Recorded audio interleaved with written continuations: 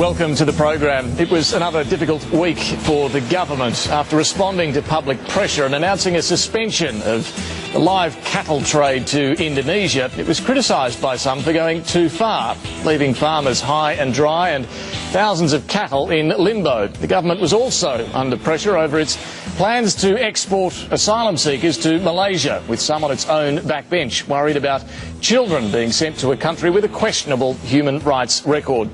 But there was some good news for Labor, with a key report finding that a price on carbon is the most cost-effective way to bring down carbon emissions. To look at these issues this week, we're joined by Labor MP Amanda Rishworth, former New South Wales Liberal leader Kerry Chikarovsky.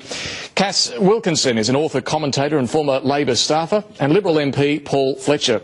Thank you all for coming. Welcome. I want to start with the carbon tax and the Productivity Commission report, which did find that, and I'll quote here, that a carbon price will generally deliver any amount of abatement at least cost. Even though it also says, and here's another quote, no country currently imposes an economy-wide tax on greenhouse gas emissions or has in place an economy-wide ETS. So it might be, Amanda Rishworth, the cheapest way to bring down emissions, but if no one else is doing it, why should we? Well, look, what the productivity showed is that countries right around our 7 biggest trading powers are all doing something. They're doing something. In fact, we've seen over 1,000 different programs and policies in place to do something. But when you look at the Productivity Commission, it clearly says that an emissions trading scheme, a price on carbon, is the cheapest way that we can go to ensure that we actually reduce our emissions. And I think this Productivity Commission really shows that Tony Abbott's direct action plan is no plan at all. Well, we'll get to that, but Paul Fletcher, it does say that it's the cheapest way to bring down emissions, doesn't it? There's not much dispute about that. Well, look, I think the Productivity Commission has been put in a difficult position because they were asked to produce a report, and if you read between the lines in terms of what they've said, they've effectively concluded that it's very difficult to come up with some kind of uniform assessment of the policies around the world. I think the key point... Well, it had difficulty coming up with a uniform price. That's exactly right. But it has compared more than 1,000 different policy approaches. It has. And it has found that a price on carbon is the most cost-effective. And it's found that carbon taxes have generally not been used to date in the countries that have studied. So it has critically found that on the central claim which Julia Gillard and Wayne Swan have been making, which is that in some way Australia is behind the pack, that is not right. It has found that in fact, carbon taxes are generally not used. There are generally not economy-wide emissions trading schemes in place. But there are moves towards those. I mean, the European Union has an ETS in place. New Zealand and other countries like Japan and South Korea are moving towards them. They have plans, at least. They might have been delayed, but they do have plans. You can put a different construction on that. In fact, one of the strongest themes that emerges is that in some of the places where apparently schemes have been announced, they're in abeyance, or, for example, in Japan, they're not proceeding right now. And so, again, this theme that we sometimes, or we all too frequently hear from Julia Gillard and Wayne Swan, that, you know, Australia's behind the pack, the rest of the world is moving inevitably in one direction. That is clearly not true. This is correct, isn't it, Cass, that the report finds we're in the middle of the pack at the moment, but this is before we put a price on carbon, so we're hardly behind the rest of the world. I think this obsession with where we are in the pack is really odd. I don't wait till my neighbours do their laundry to do mine. I take care of my waste and my dirt. And but if you work in an industry that your job could be at stake if you take action that your competitor doesn't, you'd care about it then, wouldn't you? I think export-exposed industries are a special case. There's a really good case for that not producing a net global carbon benefit anyway. But the idea that you wait to see what other people do before you do the right thing is a nonsense. And secondly, we've had a mess of different schemes of favouring wind or solar or one form of strategy for green energy or another. I'd really like to see all of those replaced with one simple scheme that everyone understands. I think this is a very important thing this report recommends or finds as well, that all those sort of solar schemes and other subsidies and abatement measures do cost more, that a price on carbon is a cheaper way to go.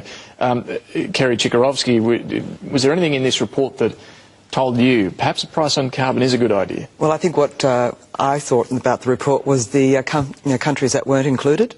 I mean, the countries that aren't doing anything, for example, South Africa, Brazil, Canada, kind of the competitors that we would be directly competing with in the market in our key export industries, they're not ahead of the pack. They're not in the middle of the pack. They're kind of hardly there at all. And I think that's one of the things which I think struck me about this altogether, is that the people who we would most be disadvantaged against aren't jumping up and down and racing ahead to get ahead of us either. But if they're not doing anything, countries like Brazil, Canada, Russia, the idea of this report was to look at measures that are being taken and what's the best one. If they're not doing anything, why would you bother looking at them? Yes, but I mean, that probably goes to the whole heart of the argument. Why are we doing something which is going to disadvantage us against the people who we are most directly competing against?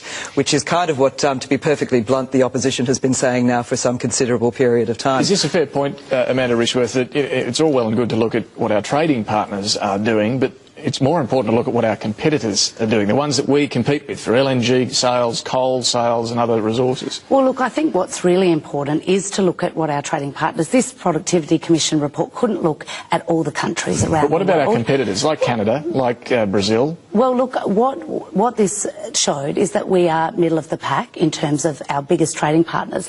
But in terms of other countries, it didn't look at all the countries in the European Union that are doing things. So I think we picked those particular countries to ensure that we, like countries that we trade with, that we have... That we trade with, but like countries that have a strong resource base, like Australia, that relies on a strong mineral sector.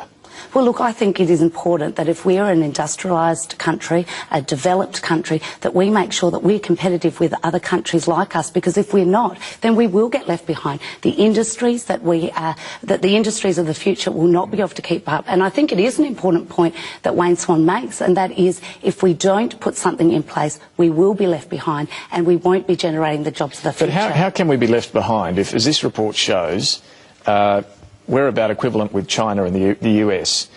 China isn't about to put a price on carbon. Yes, it's got some pilot programs scheduled in some cities, and the US, some states are moving towards a price on carbon, but they don't have an economy-wide price on carbon like we're planning here.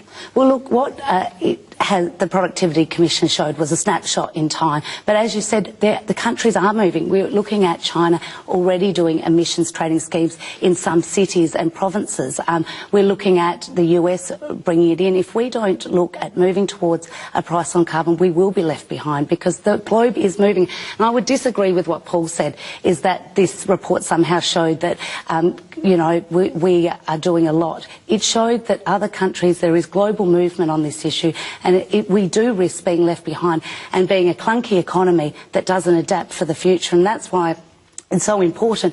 But to add to that, this is a cost-effective way to do it, a cost-effective way, and I think you have to compare it with Tony Abbott's option, because there are two options on the table here. There's a price on carbon or a direct action policy. That direct action policy won't work. It won't deliver abatement. It's a cost-effective measure, you claim, but it's a measure that what this report shows is largely not being adopted around the world. Well, I mean, look, the real question for Australia is, number one, what damage would the policy that's proposed do to our economic position as a major resource exporter? Well, I think there's been modelling that showed it's not going to affect it. It will do significant damage. But the other important point is this. What contribution will this policy, which the Gillard Labor government is putting forward, actually deliver towards its purported objective of reducing emissions? And because this is a global problem, if, as this report shows, the amount of action that's occurring in a lot of other countries is a great deal less than has been claimed, then that significantly undermines the logic for what is being put forward by the Gillard Labor government. But hang on, I thought the goal of reducing emissions was exactly the same. So couldn't you say the same thing about your direct action plan? That what's the point of cutting emissions by 5% in Australia if the rest of the world isn't going to? There is absolutely bipartisan support for achieving the goal of a 5% reduction in emissions. So isn't the point then, how do you do that in the most cost-effective way, the cheapest way? But the other key point is, how do you do it in a way which is least disruptive to the economy and least likely to increase costs, and particularly the cost of living for ordinary Australians? Exactly, and hasn't the Productivity Commission found today that a price on carbon is the way to do that? No. The key concerns that ordinary Australians are worried about are things like an increase in electricity prices, an increase in petrol prices. They'd be worried about an increase in tax as well, which with the Direct Action Plan does increase your tax bill. I don't think any member of the Gillard Labor government should be claiming some kind of discipline or virtue on tax. But just to go back to the report itself, Paul Fletcher, it does say, I get what you're saying, that both sides agree you want to reduce emissions by exactly the same amount. This report was looking at the best way to do it, and it says, and I quote, "The consistent finding from this study is that much lower cost abatement could be achieved through broad, explicit carbon pricing approaches, irrespective of what competitors are doing." What does it say about direct action? The report is very clear that you cannot draw conclusions from it about an appropriate price, and I think the other thing is that this is a report... About the price, but it does draw a conclusion about having a carbon price mechanism. Yeah, but the other key point is this. What this report has shown is that they struggle to find countries or jurisdictions in which the policy which the Gillard Labor government is proposing is actually being adopted. This isn't going to shift the debate clearly between the two major parties much, this report, is it? Well, it's all very well to say this particular approach might be theoretically better than this one, but the key finding from this report is that the claims that the Gillard Labor government has been making that this kind of policy tool is being followed widely around the world simply do not stand up. And particularly when you look at other major competitors of ours, ones which have been, it would seem, deliberately excluded from the comparison set, countries like Russia and Brazil and South Africa. Well, this is the point. The report does, Amanda Rishworth, say that, well, we don't need this report to tell us, but Japan has indefinitely postponed its ETS. While it still has plans, it's indefinitely postponed them. South Korea has postponed it until 2015. The US has postponed its plan indefinitely because Obama couldn't get it through the Congress. Where is the rush for a price? All these countries are doing things to reduce their carbon emissions. Doing things, but it's a bit different to putting a price on. Well, I have to say, one thing that the Productivity Commission did say is whatever measure you do, if you want to reduce your carbon emissions, it costs. It costs the economy, and it costs the money has to come from somewhere. And so the question is, how do you do that in the most effective way, the most efficient way? And direct action and the policy put by the opposition will cost householders. I mean, either policy will cost householders, but it won't have the assistance. The Direct Action Plan doesn't have the assistance for householders to change their behaviour, to actually compensate for it doesn't have it. That's just not quite right, and that just really reflects a misunderstanding of the Direct Action Plan. What we are proposing to do is engage in a market-based process, a competitive process under which the abatement opportunities which are the most effective in terms of taxpayer dollars per tonne are the ones that will be pursued. That is precisely about using the price discipline and competitive process. Well, why haven't you had economists coming out supporting your model? Why haven't you had people saying, yes, who's actually said it's the most cost effective? Who's actually said it's most cost effective? That is a key element of the design of the scheme. The Direct Action Plan is based upon an abatement purchasing model. So, for example, one thing that the scheme might well do, as our Environment spokesman Greg Hunt has repeatedly said, is that it might fund or contribute towards the cost of replacing an old brown coal-powered fired power station with a and where's gas the money coming from? Where Greg Hunt got into a tangle on that was, sure, you can do that, but then the cost of continuing that gas-fired power plant is going to be substantially higher than it would if you continued with coal. So does the taxpayer keep on funding that for years into the future? Direct action is exactly what just happened in New South Wales with the solar scheme. The problem is, as long as you have governments deciding from time to time on the basis of changing political whim which programs they'll fund and which ones they won't, that's actually wrong. then there won't be any certainty. Cassandra, that's a misunderstanding of the direct action scheme. Actually. It works on the basis of the price mechanism and identifying the abatement reinstatement opportunities which are best value for the taxpayer. From That's time to say, to time at the discretion of government, instead of saying that there's actually a single scheme that gives people certainty into the future. We've seen the results of having state governments muck around with one scheme after another and get themselves into a mess. We should stop that and replace it with a single regime into the future. David, can I just say that you asked a question a little minute ago about whether this report was going to add to or improve the quality of the debate, and I suspect the conversation you've had around the table tonight would confirm that it won't. I also suspect that the response that we saw from both the Treasurer and from Tony Abbott to the report, taking various parts of it to support their argument, would suggest that it's not going to change their positions either. And I honestly believe that until we get, with the greatest respect, until we get a very clear position from the government as to what their policy is, because we still don't know that, because we've got people, it's coming in a few weeks. We've got a committee in Canberra which is sitting down trying to decide what the policy is, and until such time as you've got a policy, I doubt very much that there's going to be any further clarity about this debate. I think Kerry makes a very good point, and I do think it's unfortunate that a highly respected economic advisory organisation like the Productivity Commission has frankly been put in a rather difficult position and asked to do something which, reading between the lines, they say in the report is essentially impossible, which is to reduce an assessment of all kinds of different measures around the world to a single price. You're saying they should have refused this task and said too hard? Well, that's a difficult thing for a public service organisation to do, but I think it's a matter for regret that the Gillard Labor government has chosen to put a respected organisation like the Productivity Commission in a very difficult position, asked to produce a report, for example, in considerably less than their normal timeframes. Amanda, this issue has really hurt Labor badly. For most of this year it's been bleeding while it's been unable to talk about the detail and compensation. Would you be worried about any further delay in getting that detail out there? Well, I think the most important thing is to get the scheme right, and what the Productivity Commission does do is provide extra information to work through the design of the scheme, to work with the trade exposed industries that we've been talking about, to work with non-government organisations to get a scheme that can give business certainty into the future. I don't know if it gives us much more information on how to protect trade exposed industries or work with the non-government sector. With respect, Amanda, I mean, I think it does add to the debate. Much of the information in that report, and it's no reflection on the Commission at all, but much of the the information in that report could have been Googled. Well, I think that's a little unfair to the Productivity Commission, but I think there has been...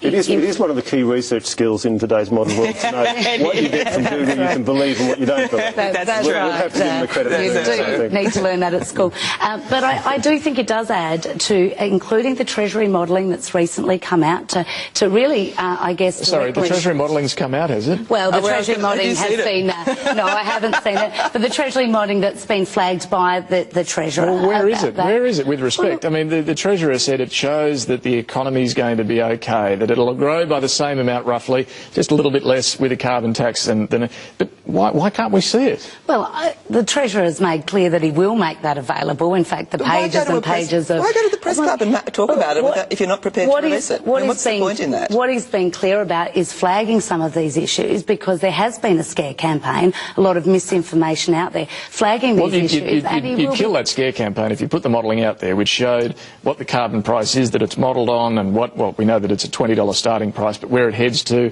what compensation, what industry protection, all of these things have clearly been modelled by Treasury. Why can't we have a look at it? As the Treasurer said, is when that's finalised, it will be provided to the Multi-Climate Change Committee and made publicly available. He's been very clear about that. But I think it is important to direct this fear campaign that has been run by the Coalition about, the sky's going to fall in. I think it is important. And I think the Productivity Commission does add to that. All right, we're going to have to move on. After the break, we'll turn to the live cattle trade and whether the suspension announced by the government this week struck the right balance. Stay with us.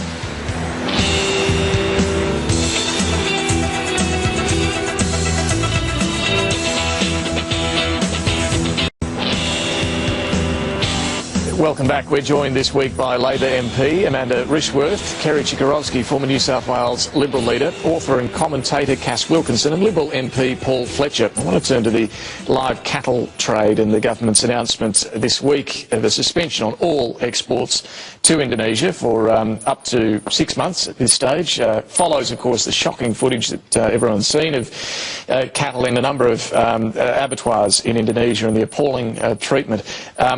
Some argue the government needs to go further and ban all live exports altogether, end this trade. Others say, though, this is too harsh from the government. It should still be exporting to those approved facilities in Indonesia, and that farmers are going to be left out of pocket as a result of this snap decision.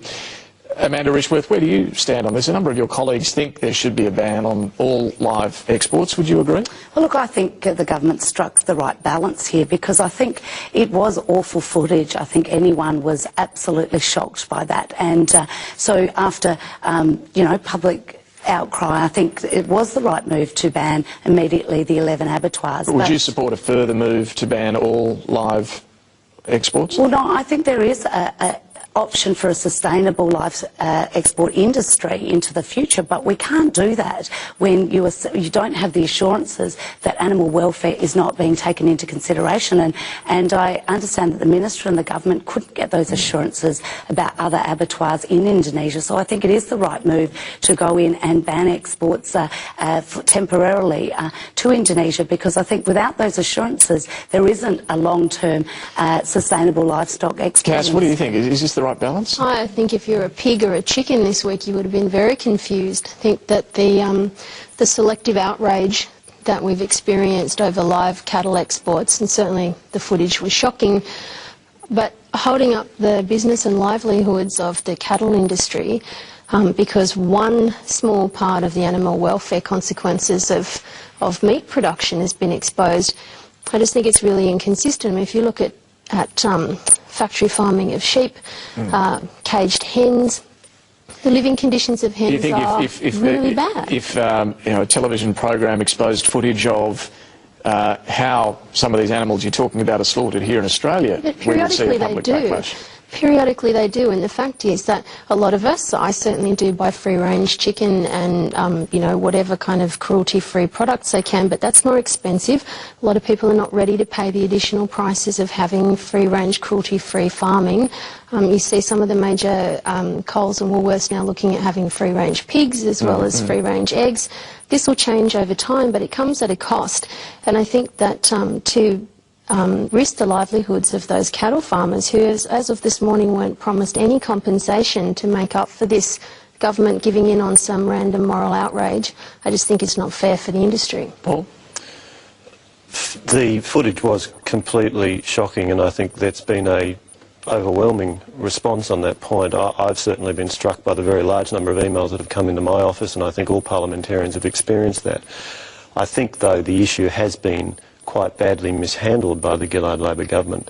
For one thing, the Agriculture Minister had available to him for some weeks before the Four Corners show went out the facts as to what it was likely to show, and there would have been time to start developing a more structured response. Well, he had in fact asked the industry to lift its game, I think as early as January, and received various plans from them over the ensuing months, but they weren't good enough. So is it fair to say that he wasn't doing anything? I'm not saying that he wasn't doing anything, but I'm just saying that the way this has been managed has not been as well thought out as it could have been. And what about the end result? Have they got it right in the end, though? Well, we don't think so in the coalition. Yes, it was important to suspend the export of cattle to the particular abattoirs where there was evidence of unacceptable treatment of animals, but to then extend that to a indefinite moratorium it seems an overreaction, and it also seems to have been done without adequate thought about the impact on the livelihoods of all of the people involved in that significant export industry. So despite the constituent response that you referred to that you've received on this issue, you're happy to say we should still export to Indonesia?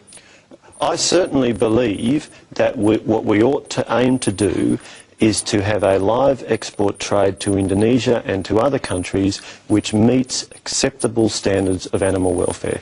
It is clear that more needs to be done to ensure that acceptable standards are achieved in the abattoirs where the slaughter is occurring in Indonesia, and it may be the case that that's also required in other countries. Kerry? Look, I think that we're actually missing an opportunity here because I think everyone was shocked. I mean, nobody could believe the way that those poor animals were being treated. I think that's appalling, that goes without saying. But my problem with us suspending and, in fact, if we ban live exports altogether, do we honestly believe that live exports to Indonesia will cease from around the world? And the answer to that is no. I mean, according to reports in the paper today, they are already seeking other markets. And other markets who may not give a toss about what happens to those animals when they arrive in Indonesia. The opportunity I think we're missing is that we have an ability, which we've got 25 which are well internationally accredited abattoirs in Indonesia. What we probably need is another 25 well internationally accredited abattoirs. And what we should be doing is saying, in terms of our relationship with Indonesia, we will continue to export to you, but we will actually sit in your abattoirs, we will work with your people, and we will bring them up to the standard This is the that we difficulty, need. though, isn't it? How do you guarantee that? And the industry did earlier in the week propose electronic tagging so you can ensure the cattle end up in those approved abattoirs, but clearly the government's not satisfied that you can do that. No, I think the issue is this suspension gives us the opportunity to do just that, to look at the practices, to look at how we work out where these animals are going and to get the assurances. I think it would have been irresponsible for us, without being able to get the assurances that these cattle weren't going to be treated exactly like we would see on the footage on the Four Corners show, not to have a suspension, but do exactly that, work with it. And Indonesia and the industry have recognised that there needs to be a lot more done in this area, and I think this gives us the opportunity to actually work with Indonesia, work with the industry to actually ensure and have those assurances that we know where the cattle are going and that we have those assurances they will be treated humanely. Well, I think the problem you have, though, is that if there is a 6-month suspension and then the Indonesian market moves elsewhere, then trying to get back in may be a difficulty. It may be a difficulty, I don't know. I mean, I don't know enough about how many cattle we put to those particular 25 abattoirs, but my view would have been, and as I understand it, there was an offer that there would be an inspector, an Australian inspector in each of those abattoirs, basically the whole time they were operating, which I suspect is 24/7, so that you could have that. You could track that those animals would in fact only go to those facilities, so you could actually maintain at probably a reduced number of beasts going there, but at least you'd maintain the arrangements, you'd maintain the connection, and at the same time you would have people on the ground up there doing exactly what you've suggested,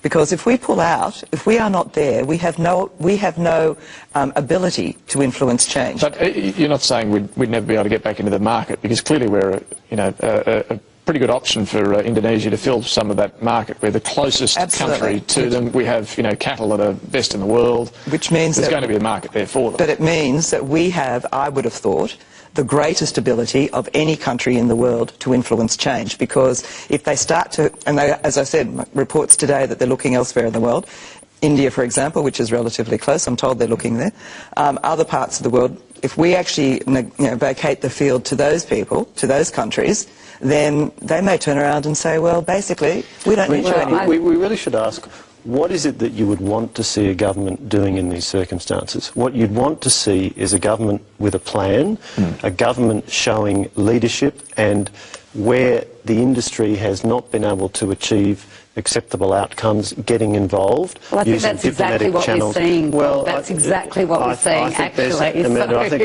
there's a very clear shortage of that, and what we've actually seen is an agriculture minister ducking for cover and then producing a series of ad hoc rushed responses. The one thing that struck me was the lack of any element in this announcement of support, assistance for the affected farmers. You've got a lot of farmers and some 40,000 head of cattle along that supply chain, either in the paddocks, in holding pens on the docks, or indeed on ships on their way to Indonesia already.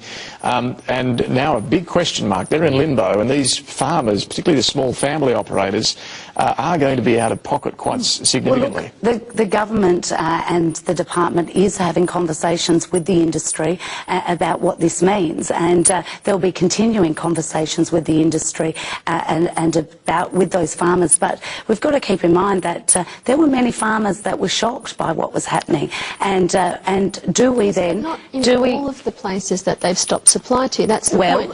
There was a small number. There were a small number that were outrageous in their treatment, and it was proper to stop exporting to them. But to put a blanket ban on exporting to Indonesia, to expose our industry to that kind of loss of income with no plan to compensate them, and even more importantly, no real discussion about what is the threshold for animal welfare in terms of our meat and livestock industry. Because I can tell you right now, there are animals in Australia being kept in conditions which would horrify you almost equally as much. You can't do these things in a knee-jerk way. But again, if you come back to what actually happened, you had a minister who took action in response to pressure from the caucus. It wasn't a sense of a minister getting out there with a plan. These are all of the elements, including what we're going to do to remediate the position in Indonesia. And also, if we're going to engage in suspension in relation to activities, the export activities, what are we going to do about managing the impact of that and supporting those who are affected in Australia? Because let's remember, it's 47% of the live export trade goes to Indonesia. So we've got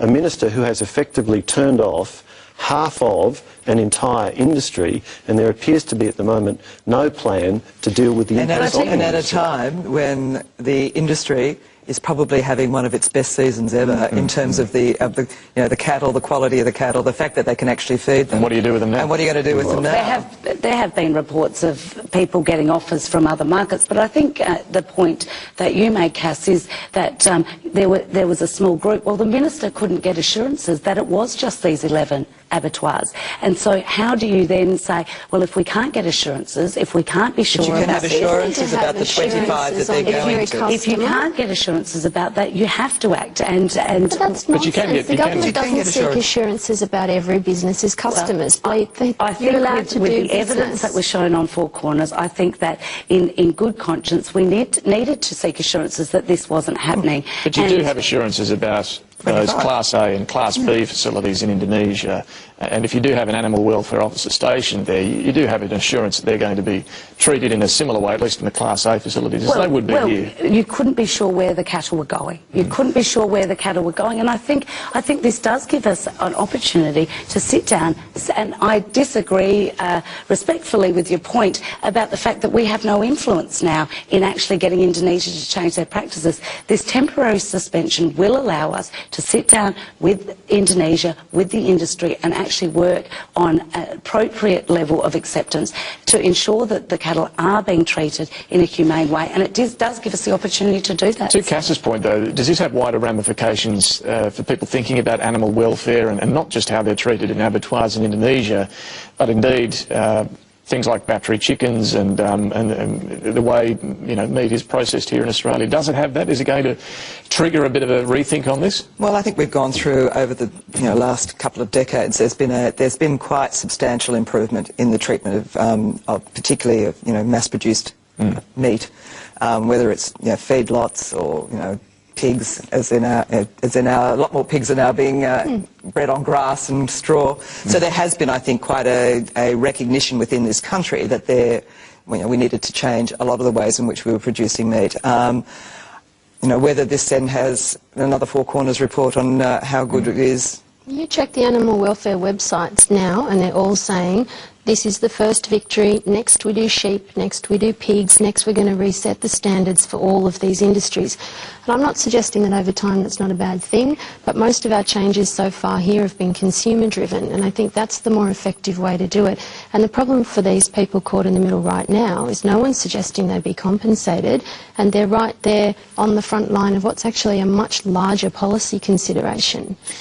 We're going to have to move on, turn from animal welfare to human rights, particularly with the government's plans to do a deal with Malaysia on its refugee issues. Stay with us after the break.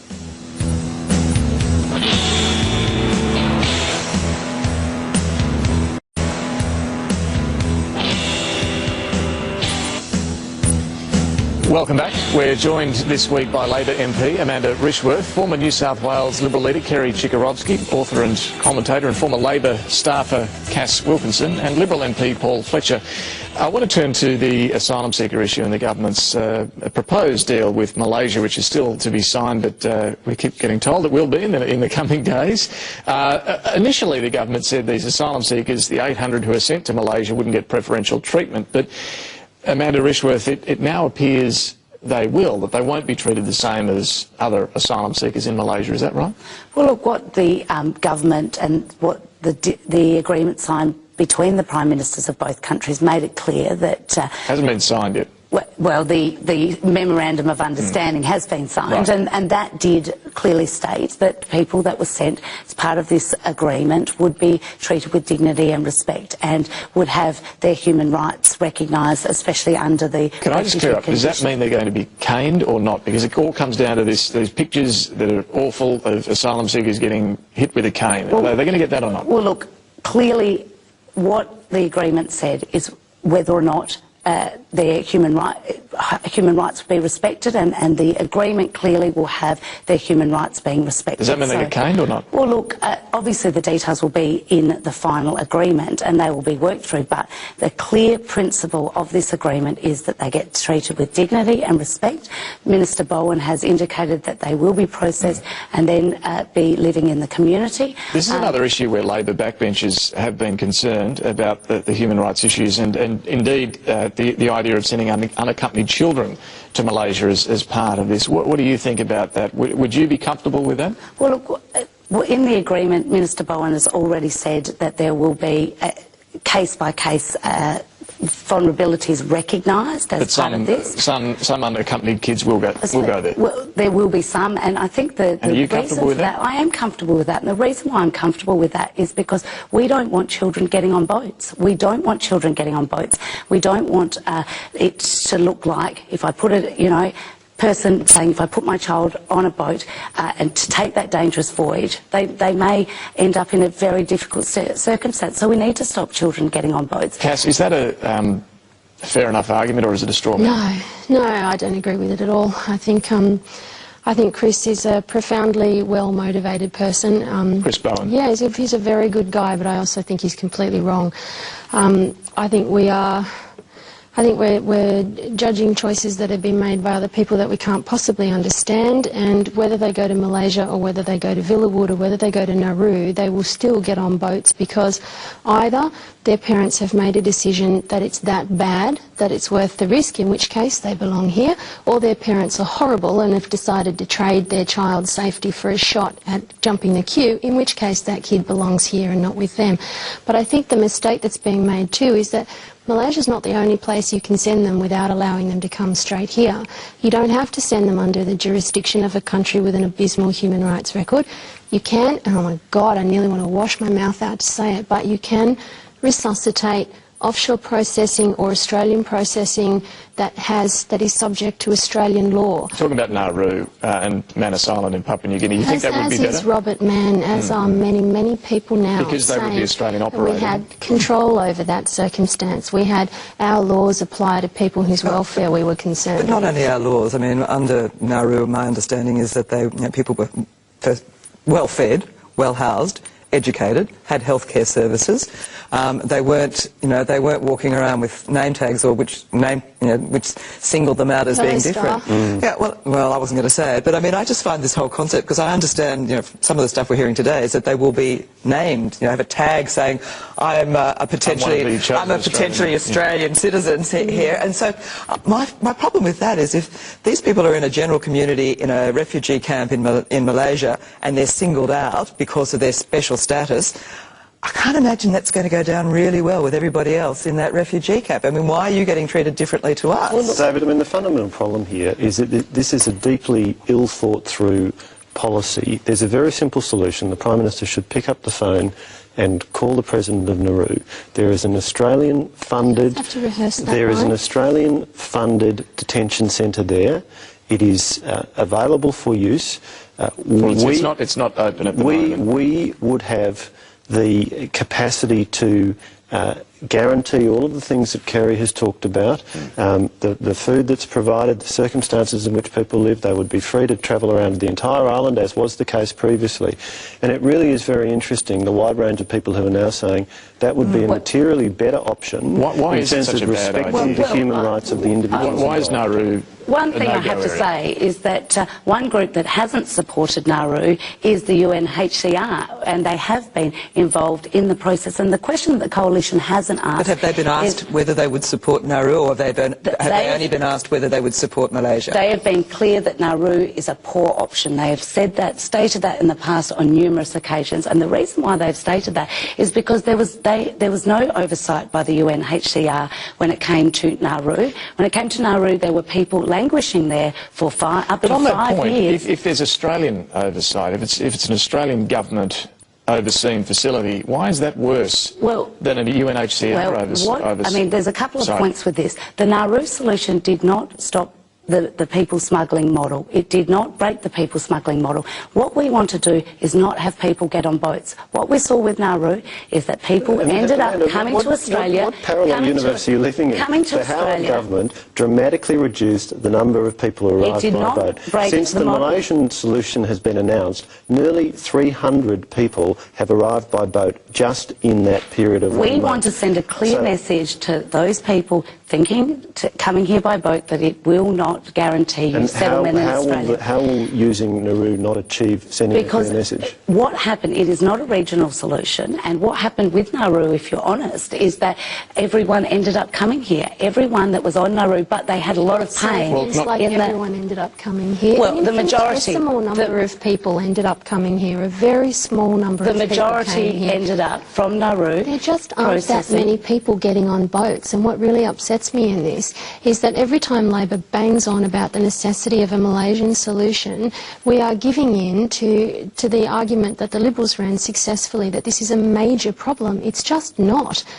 So just on that, Kath, what's the solution? The Christmas Island tragedy shows that this is very dangerous, and we don't want that to happen again. What is the solution if it's not Nauru or Malaysia? Why on earth is it taking us this long to process people? When you look at the numbers of people who turn out to have a legitimate claim for refugee status... But if you had mainland processing and faster processing of refugee claims so that they're not locked up for as long in places like Christmas Island or Villawood, would that present a deterrent? Do we need to present a deterrent? The majority of people making refugee claims in Australia don't get off boats, they get off planes. And nobody's talking about sending them to Malaysia and Nauru. I just think that the Labor Party's succeeded in wedging itself beautifully on the Liberal Party's favourite issue. I don't even know why we go to such lengths to dignify this nonsense about there being a plague of boats. Well, I don't think anybody's talking in those terms, but it is the fundamental responsibility of a government to secure its borders and to determine who it is who comes to the country.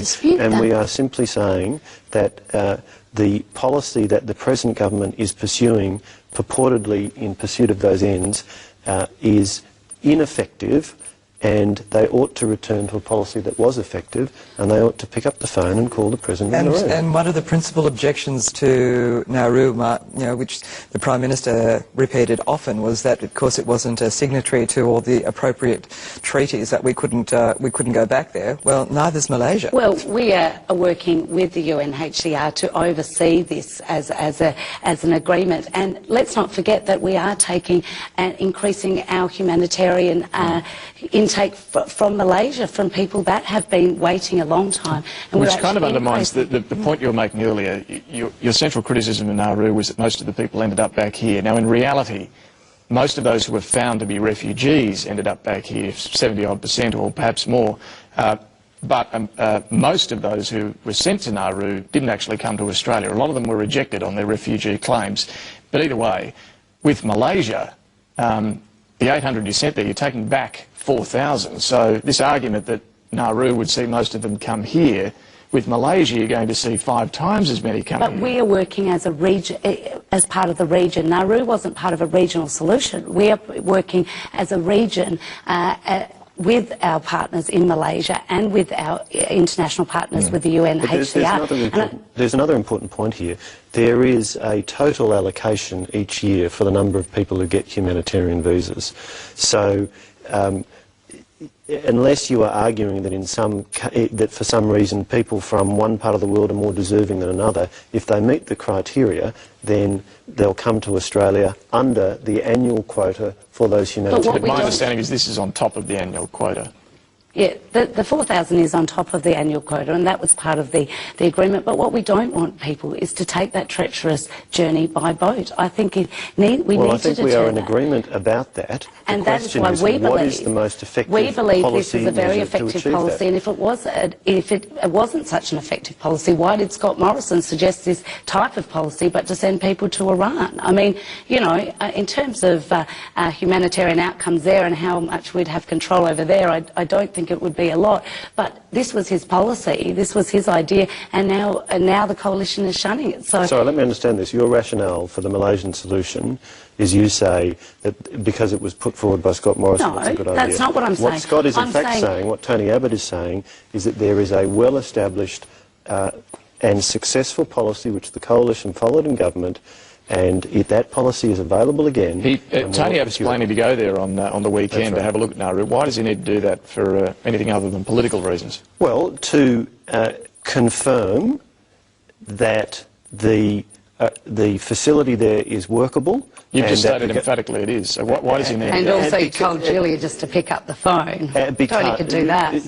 Just bear in mind, Scott Morrison went there during the election campaign last year, so we have already had senior coalition front benches there. Why do you need to go again? I'm just trying to work out, are we in some constant campaign now? No, this is about taking a serious problem and dealing with it in a serious fashion, and that involves the personal focus of the Leader of the Opposition, because we are determined to be putting forward a sensible and proven solution and getting a proper focus on that. And perhaps because you know, the Nauru government has made the offer that they are prepared to reopen it, perhaps what they're hoping is that if you actually do get a bit more public pressure on the But Kerry, you know, on the federal government. This is a political stunt, yeah, but I mean, well, never let it be said that anything would be a political stunt, David.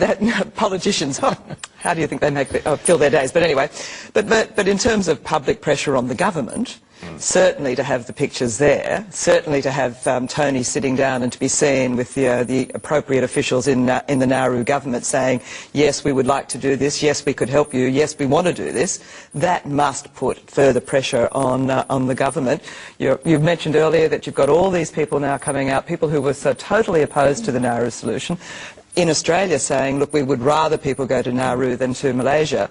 So pictures of the Leader of the Opposition, the Shadow Minister for Immigration, with the President of Nauru sitting down saying, yes, we can and we will do this, must be a political, you might call it a stunt. I think it would be better described as political pressure. Well, I'd say that the challenge for the opposition is to explain how they're going to pay for it, how it's going to be, how the oversight is going to happen with this centre. I mean, so none of these... It's now become an economic argument that you don't want to spend money on refugees. That's not the case at all. What we've seen from Tony Abbott what we've seen from Tony Abbott is three-word slogans: stop the boat or tow them back to Indonesia. I mean, that is the level of discussion that we've heard about this now. He's talking about Nauru as well. I mean, you raised the economic issue. There is a fully established facility in Nauru already paid for by Australian taxpayers. Now, the estimates of this Malaysia solution are that it's going to incur additional expenditure no of over $200 million. estimates from the opposition about any of the operations of the Nauru solution, but let's be frank. There is a capital cost in building these facilities, and there is an existing facility in Nauru. So to be able to reuse that obviously makes economic sense. Look, no, let's not pretend it's economic. That's a financial argument. If you're interested in a serious economic discussion, you would welcome having these people not be interned, but be in the community and working and contributing to the Australian economy. The economic case is in favour of more immigration. There might be a financial argument about which process is there an argument? In the coalition, we think it is good economic policy to be saving taxpayers' money. Is there an argument to increase the humanitarian refugee intake? Yes. Well, That's a question that should be decided on its merits and not linked to a deal with Malaysia. What are the merits of it? What are the merits of it? I mean, you know, what are the merits? Do you think there are merits in increasing the refugee intake? The Australian immigration intake contains several components, of which the humanitarian is one. Yep, about 13,000. Does that need to be increased? These things need to be kept under review. I think there are always arguments as to the individual components. Sitting on the fence answer. Kerry, what do you think? Look, I think there is an argument which says we could increase quite comfortably our humanitarian intake. I think that my problem is that the processing in these camps overseas seems to take forever, and I have a problem with that. I can't believe that can't be improved. What that figure is, I don't know, because I'm not a government which has to make a decision about, you know, will this impact on our social security system more? Will this impact on our housing stock more? Will this impact on our ability to ensure that these people are employed? All of that needs to be looked at. But I think if you look at the size of the country, look at the heart of the country, because I think most people here are very generous in most of their thinking. I think we could do it provided it was done in an orderly way, and it's not done. Because the real problem, I know, you know, you say there's not a huge problem with these boats. The real problem that most people have about the refugees coming on boats is they see them as queue jumpers. Precisely. They see them as queue jumpers. So if we process them more rapidly in centres overseas, I think we could quite adequately increase the number, or quite easily increase the number. To what stage, I don't know, but we could increase the number because people would actually see that as being an appropriate response in an orderly manner. It's the people who, you know, if you go on ethnic talkback radio and listen to the people who complain about the fact that we waited in the queue and these other people are trying to get ahead of my sister, brother, aunt, uncle, grandparents who are also trying to get here. So many people are coming around to that view now because a lot of people like me who support higher levels of humanitarian immigration are saying, well, if that's what it takes to earn the trust of the rest of the population, let's do it. On that note, we are going to have to wrap things up, but I would like to thank Amanda Rishworth, Kerry Chikarovsky, Cass Wilkinson, Paul Fletcher. Thank you all for joining us this week.